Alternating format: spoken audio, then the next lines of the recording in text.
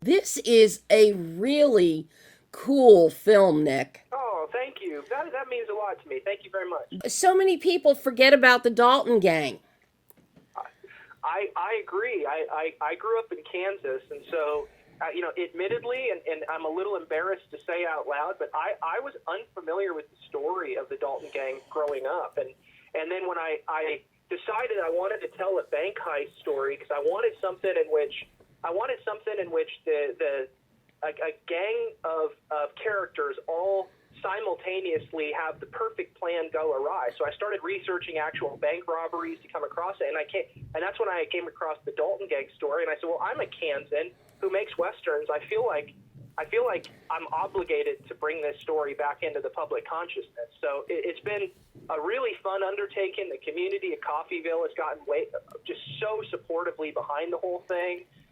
We had so many people from Kansas and regional horse riders and props masters and leathersmiths and sets and locations that just all got behind the project. I've never had anything that had quite such a strong community support. So it's been a really fun and cool undertaking.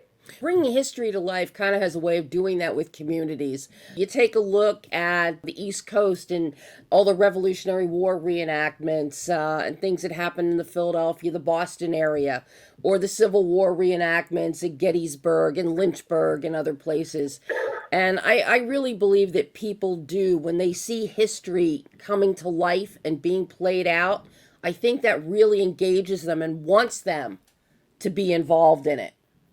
I completely agree. I think one of the unfortunate realities of modern filmmaking is that we've gotten into a terrible cycle of just resurrecting old stories. Yeah. And everything seems to be a remake now. I can't imagine what some of the studio boardrooms look like, but I imagine there's executives who sit around and say, hey, what's a story that we told 20 years ago that we can just reboot for those kids is now kids? And unfortunately, there's so many amazing, true, authentic stories that it's our obligation with posterity to carry forward that I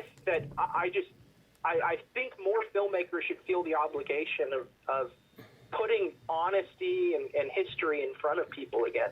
You're so right. And it's funny you mentioned, like films from 20 years ago, because that's really about the time, the timeline. They don't look any further back than that. They go back about 20 years, maybe 25, and rehash and recycle. But they don't really dig back into the 20s, the 30s, take some silence, bring them up, modernize them. They don't do that. Of course, looking at a lot of the epic films of the 30s and 40s and 50s, you can't replicate them today because they were so well done. Anything you do is going to be a train wreck. And honestly, the other side of that coin is that I find that studios are some of the more risk-averse institutions today. Yeah. I heard an interview with Mel Brooks on Fresh Air, in which he said, if I tried to make Blazing Saddles today, he couldn't. There's not a studio in America that would make that movie. Yeah. And I think he's right. I think we're so driven to be risk-averse today. We're so overly rhetorically sensitive that no one wants to take a risk. And only in where you see independent films where people, have the guts to really go for it unapologetically. And for us, I loved what you said about retelling and reimagining and reinventing it for a modern audience, because, I didn't try to tell an 1890s story. I tried to tell a story that could be swallowed up and digested by today's generation. That's why we made it unapologetically rock and roll. That's why we wanted to introduce kind of vocabulary and music that accessed a modern audience. Mm-hmm. I wish there was more vision for today's storytelling to kind of introduce new audiences to history and to older concepts. But even more important than that, I wish there was more risk-taking being done, because admittedly, I think films in the 60s and 70s and back when there was a little bit more grit and risk taken by the filmmakers, I think the movies were honestly just better then. So much of it now, it's just become a money machine. What's the bottom line going to be? And only an independent film do people kind of throw away that precept. That's it. Right? I was so fortunate because of my producer's team and the money that we raised on this, because people didn't hold or cling to the notion of some sort of return on investment. And I think that's a really critical thing as you're building. It's taken me over a decade to kind of learn to surround myself with people who understand that, it's our obligation to tell this story before it's our obligation to try to go out and cash grab. Mm-hmm. And when you surround yourself with those sort of people, you get to take chances. You get to be a little bit bolder. You get to cast outside of the box. You get to look at new locations to shoot in. And these things to me are fundamental. Like, our movie doesn't fit in a perfect box, which is why, to some people it looks a little bit different. But the reality is it's because we were able to do a lot of things that people just haven't seen done, especially for the budget that we had to work with. Yeah, what you have done here with Death Alley, you talk about taking chances and taking risk. Nick, I mean, you've got horses involved, and not just one or two. You've got a whole slew of them. You have a large cast. You're on location. You have horses and people going through forests and cliffs and water. You've got pyrotechnics. You've got massively choreographed shootouts, in which horses are also involved, which that they can get so skittish. You've got to have a really good horse wrangler. Then you're looking at history. And what's amazing about all that is that we almost all of the stunt writing in the movie was done by the actual actors in the film. They didn't shy away from the stunts. They choreographed and did their own fight choreography. Mm-hmm. Our lead actor Josh Alton, when the giant shootout occurs and he rides the horse right through the gauntlet of gunfire, that's him. That's him riding. There's not a stunt rider there. And I think until you're in the heart of distributed film, it's hard to recognize how cool that is to work with actors that go for it like that. Because most of the time they shy away from it. And this particular young, energetic, really, really motivated cast, they committed to it. And there were some cuts and scrapes and bumps and bruises. And if you ask any one of them, they will tell you they would do it again in a heartbeat. Oh, and that's evident. And it comes through with the performances. I was fortunate enough when I first came to LA 40 years ago, I was hanging out and befriended by a lot of the original stunt guys that were working with John Ford and John Huston, John Wayne. They were making all the Westerns. They were doing a lot of the riding. So I got a really great inside look, especially at doing films that have a historical Western, quote, motif running through it. So I always look very closely whenever I see a film like this and you have the riding and a lot of action happening. And it's very obvious that all of your principals were doing it themselves, because you can see the energy in the character when it's them, and you can almost feel the excitement they have that they're pulling this off themselves.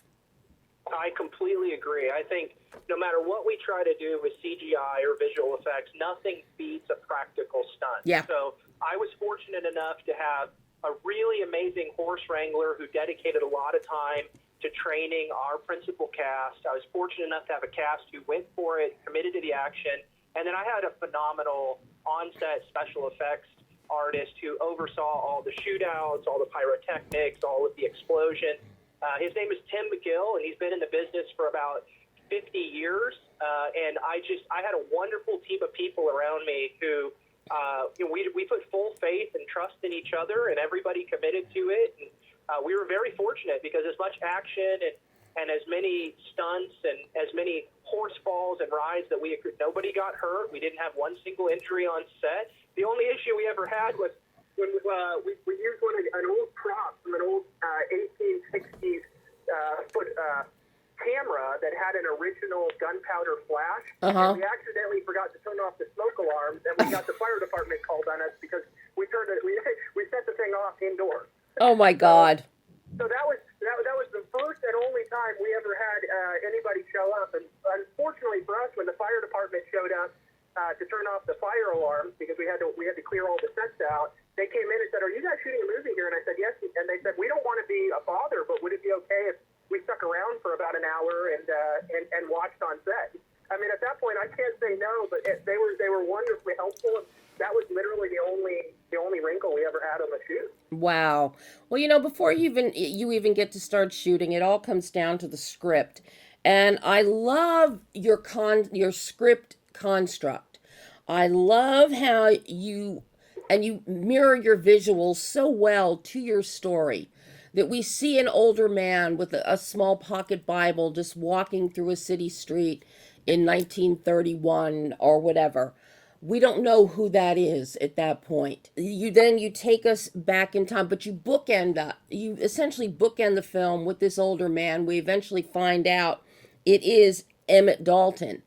Then you really hone in on the day, October 5th, 1892. But you give us a great montage that sets us up for the antics. For anybody that doesn't know who the Daltons are or were, you give that great montage that also brings in there Heck Thomas, who is so key in the Dalton story. This is structured so well, Nick. The whole film, it's a history lesson in and of itself, and you don't drone on. You find a great balance in the story structure and then in that visual structure, and I really like what you've done.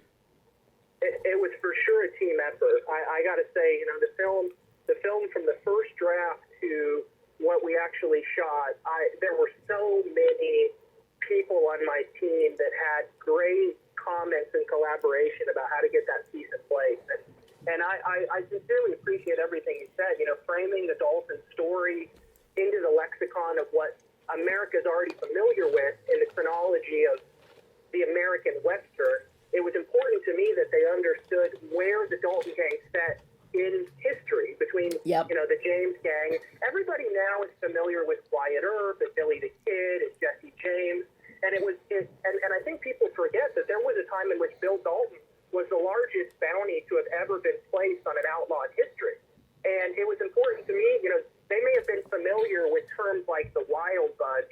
They may have been familiar with the actual Longview bank robbery, but the reality was to rob a bank in the Wild West was an incredibly difficult endeavor. Mm-hmm. And I think the modern colloquialism of what the West was like was that it was really easy to just run into a town, rob the bank, and run out. And so for me, I really wanted to make it clear that there was a pocket of history where these guys dominated the public consciousness, and then how incredibly difficult the tasks were that these outlaws actually delivered. And so to get all that into, an hour and 40-minute narrative, it took an entire team of people to get that storyline right. I can't take credit for it because there were so many voices that went into helping craft that storyline.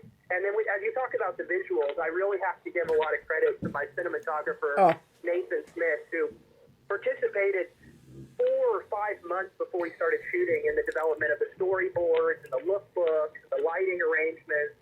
And, in a team that he had put together with Sam Schurter as his gaffer and the other shooters, Lonnie Quattlebaum, Alec Walterscheid, Maxwell Frank, we had a really great team, and at Nathan's lead, it felt really wonderful to have a partner in crime across the entire project who brought that visual component to life. Well, your visuals are standout. I love the stripped back color, dusty look, the pale, not a sepia, but kind of a washed out sepia almost. But for when we're in the banks, inside the bank, that dusty rose wall, the gold in the safe, we get vibrancy there. And around the campfire on October 4th, when they're planning everything, you get the richness of that firelight and the inkiness of the dark as as sun is setting. And of course, then as the lovely ladies of the evening show up to entertain them. But you're very judicious in how you use color. And once we get to October 5th, but for the bank itself, in the interior, you really pull back on the colors so that when there is blood, that stands out. You've got Nathan's got some great shots in there after a gun has been fired, and you talk about a smoking gun. We see the smoke coming out of the guns, and if this had been super saturated, if you had heightened it to make it surreal, that would have fallen by the wayside.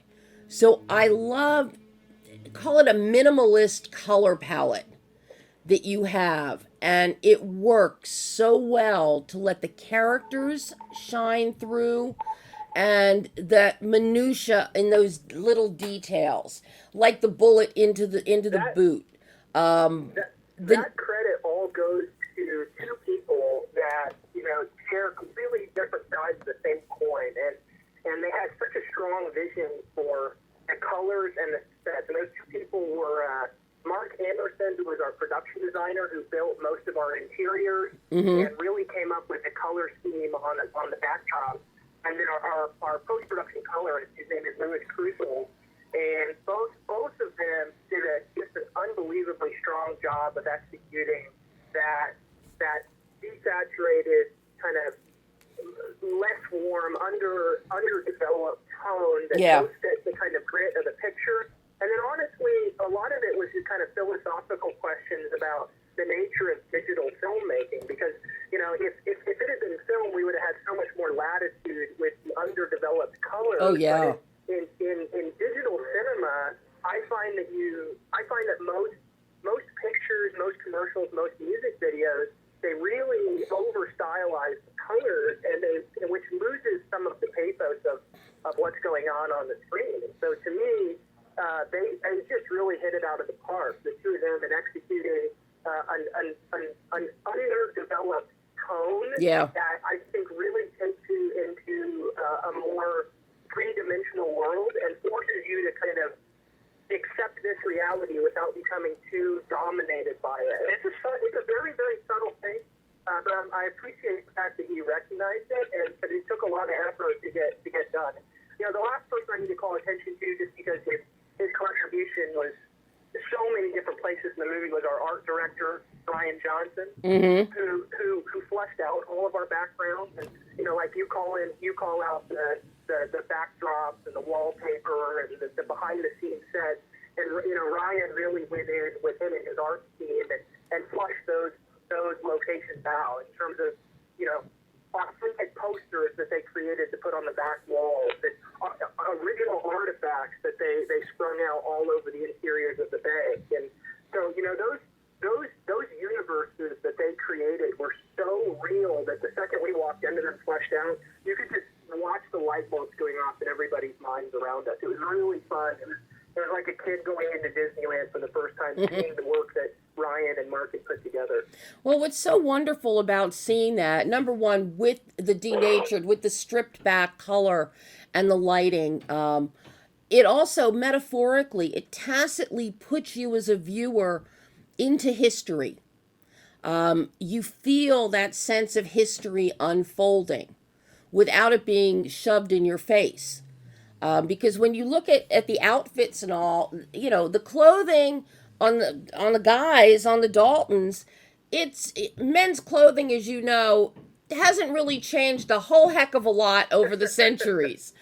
The Old West stuff is still appropriate today, but having that color pulled out and then honing in on these artifacts, a shot here, a shot there, the way the noose is tied and placed around the neck and the body pulled, the little things in the bank, the glass etching on the teller window, and the cage, things like that tell us so much without wasting exposition from a dialogue and story standpoint, and it really does add so much to the film. This is my third Western, and I will say, the success of your picture when you're making a period movie like this lives and dies in the details.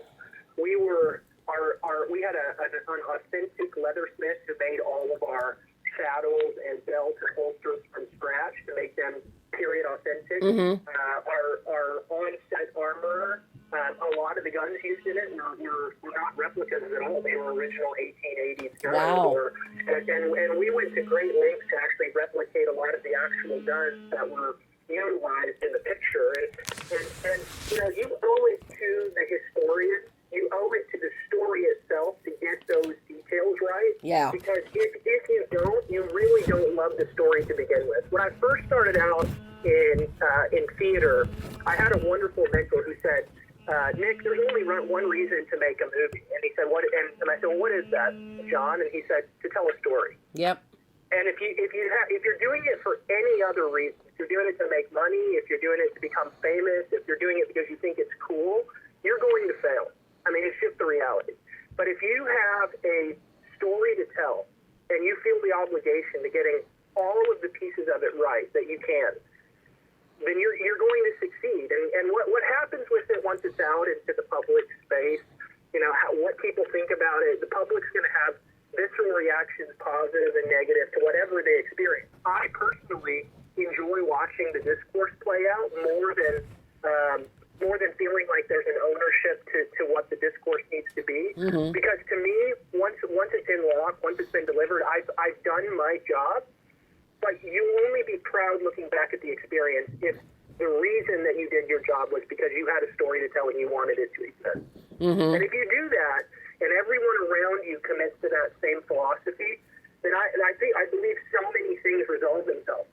I don't believe conflicts happen on set at that point, because if you're there to serve the project and tell the story, there's no such thing as personality dilemmas. There's no such thing as long, hard days, because people are willing to put in the extra effort. People are willing to go the extra mile because they see the value in this story existing. What is it about Westerns? Because since this is yet another Western in your cadre, filmmaking cadre, what is it about Westerns that draws you, that attracts you? I mean, first off, it's one of the only authentically American genres, right? Like it's the jazz music of cinema. It's created by and owned by America. I come from the middle of the country, and so these stories are germane to the history of where I'm from. I lived in the town that Wyatt started his professional law enforcement career at. I grew up in this era.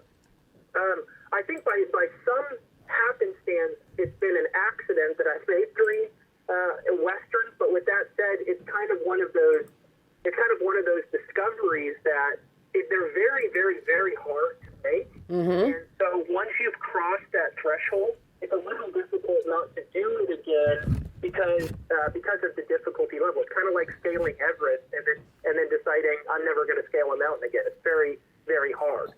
I would venture to say that this will be my last Western for a while, just because I really kind of want to break out of the mold personally. But I have found great enjoyment, and I've loved the interaction with the community of people that get behind and supportive. I would be remiss not to ask you about your scoring. Number one, you've got your great opening and end title songs happening, but then the scoring. You've got some very cinematic elements in there within the motifs of the score, but nothing feels dated. I'm curious what you were looking for from Andrea, from your composer, in terms of the score for the film. Andrea is one of my all-time favorite collaborators. Every conversation, I've been working with him now for over 5 years, and honestly, it's such a fun process to be a part of. I'm not a musician. I see moments and I hear certain instrumentation in my head, and Andrea is so wonderful about entertaining those instruments and about fleshing things out, and then having a backbone for what we envisioned it to be. On this particular film, he actually pre-comped some scores, meaning he had developed some scores before before we even shot anything, which was wonderful because we could drop them into pre-edits of the timeline and help get the cast and the crew all on the same page about what the mood and the tone of the scenes were going to be. But after the edit was done, Andrea went back, recomposed them, kind of fit things into kind of the glove fit. And I will say, like, you know, I don't need to. I'm a very loyal person to the teams who have gone across the finish line with me. I never need to work with another composer in my life. The experience of working with him is really one of the great joys of my professional career. And what he does is incredible. You know, our relationship starts first and foremost with me being an incredible fan of his. He scores a lot of things for video games and commercials, and now he's getting a lot into huge animation pictures. And I've made him promise me that as his career continues to take off and explode, he will find the time to work on my projects, because I imagine that he's going to be one of the most sought after composers in the country, because he is so gifted. He collaborates so well. He understands the subtext. He analyzes scripts incredibly well. I mean, some of the best notes I got on early round drafts of the picture came from him because of how he read characters and how he envisioned the scene playing out. And I'm so glad that you picked that off in terms of something about the picture, because honestly, people really should recognize the talent and the skill behind it, and Andrea really is a very gifted man. So, you know, a last question here for you, Nick. As the film finally, next week, it is going out into the world for everybody on August 3rd. You know, as you sit back now and you see what you have put together, you made it through post, virtually, all this fun stuff. It's now going out there, your third feature. What did you learn about yourself as a filmmaker with Death Alley, with this film, that you can now take forward into your future films? There's nothing that can stop you from finishing something if you put your mind to it. You know, a global pandemic can't get in the way of bringing something across the finish line. And for me, you know, the lesson I learn every single time is that it takes a village, and the amazing people who participated and gave up their life and put so much effort into making it. I mean, it makes me eternally grateful to all of them.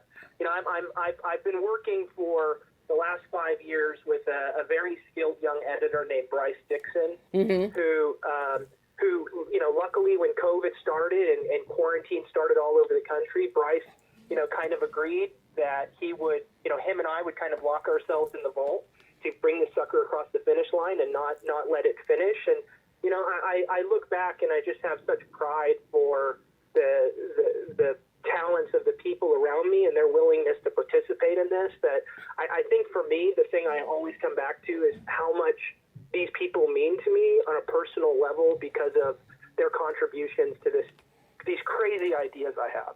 Because, you know, I have to sound insane sometimes when I pitch them a concept. But, you know, instead of running away from me, most of these people, you know, they say, how can I be a part of it? Like, what can I do? How can I help?